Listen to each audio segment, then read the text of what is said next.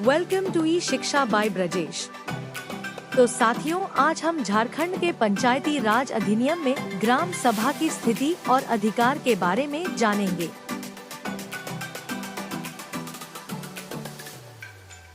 परंपरा से प्रत्येक पढ़ा क्षेत्र, प्रत्येक पीठ क्षेत्र, प्रत्येक परगना क्षेत्र, प्रत्येक मान की पट्टी और प्रत्येक खड़िया घाट का नाम और पहचान चला आ रहा है।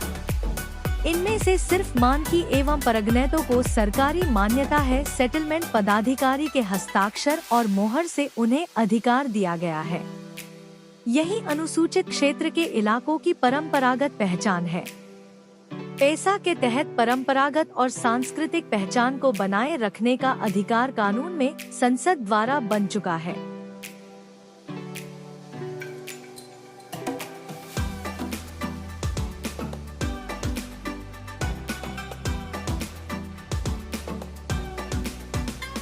उन्हें ग्राम पंचायतों के गठन के द्वारा नष्ट करना ही पेसा कानून का उल्लंघन है।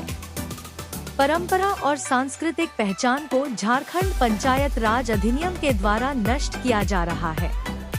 अर्थात झारखंड के अनुसूचित क्षेत्रों में झारखंड पंचायत राज अधिनियम में प्रायोजित ग्राम पंचायतों तथा पंचायत समितियों का गठन पेसा के आलोक में नहीं किया जा सकता है।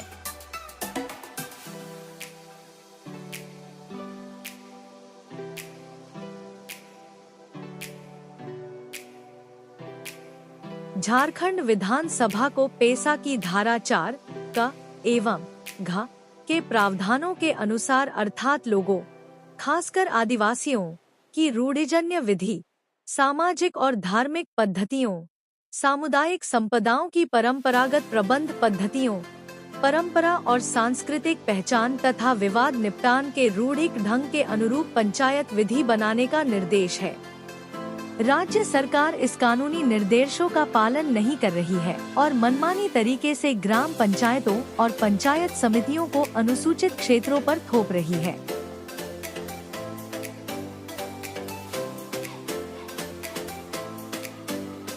इसलिए ग्राम पंचायत सिस्टम तथा पंचायत चुनाव का पुरजोर विरोध होना चाहिए।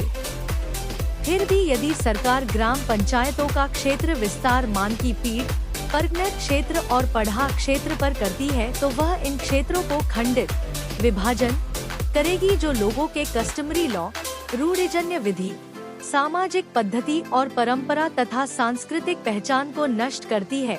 राज्य सरकार से ऐसी उम्मीद तो नहीं की जा सकती है कि वह ऐसा करे, लेकिन यदि सरकार ऐसा करती है तो जनता और सरकार के बीच विवाद ही खड़ा होगा।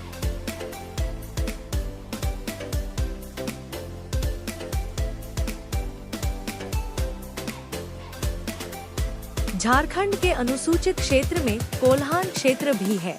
वहां आज तक सीपीसी लागू नहीं हुआ है।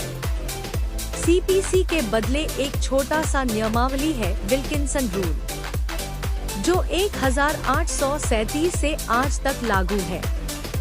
यह विल्किंसन रूल उस समय के डिविजनल कमिश्नर के पूरे डिवीजन अर्थात तत्कालीन संपूर्ण छोटानागपुर के लिए ही था, जिसे बाहरी लोगों के झारखंड आने पर कोल्हान को छोड़ छोटानागपुर के अन्य क्षेत्रों से हटा दिया गया और देश का सामान्य कानून यहाँ बाहर से आया। परिणाम स्वरूप यहाँ का कुछ भला नहीं हुआ, जिसे हर कोई स्वीकार करेगा।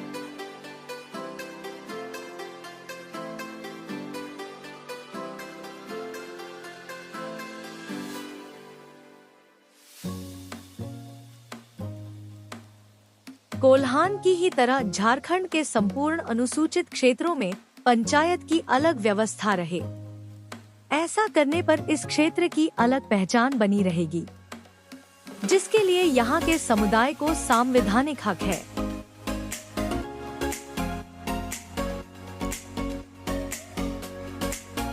संताल परगना में भी पूर्व में सामान्य कानून लागू नहीं थे, जहाँ रेगुलेशन बनाने की व्यवस्था है।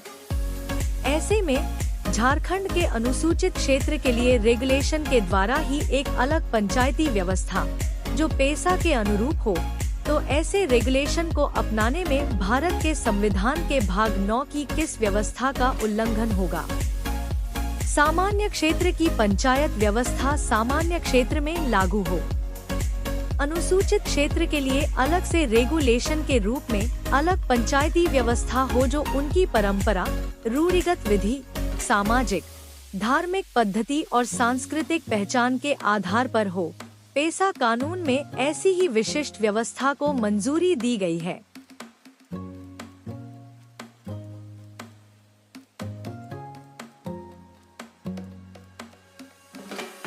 जहां तक अन्य राज्यों के अनुसूचित क्षेत्रों पर पेसा के प्रावधानों को लागू करने का प्रश्न है, मध्य प्रदेश ने वर्षों पहले पेसा की धारा 5 के प्रावधानों के अनुपालन में 1. भूमि अंतरण पर नियंत्रण और भूमि वापसी, माइनिंग लीज देने, civil procedure code, CPC, Indian penal code, आबकारी एक्ट आदि के पावर ग्राम सभाओं को दे दिया है।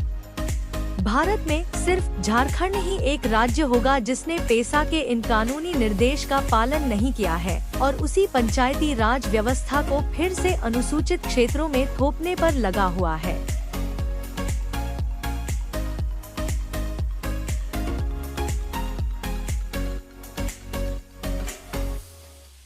और अधिक जानकारी के लिए हमारे चैनल को लाइक, शेयर एंड सब्सक्राइब करें।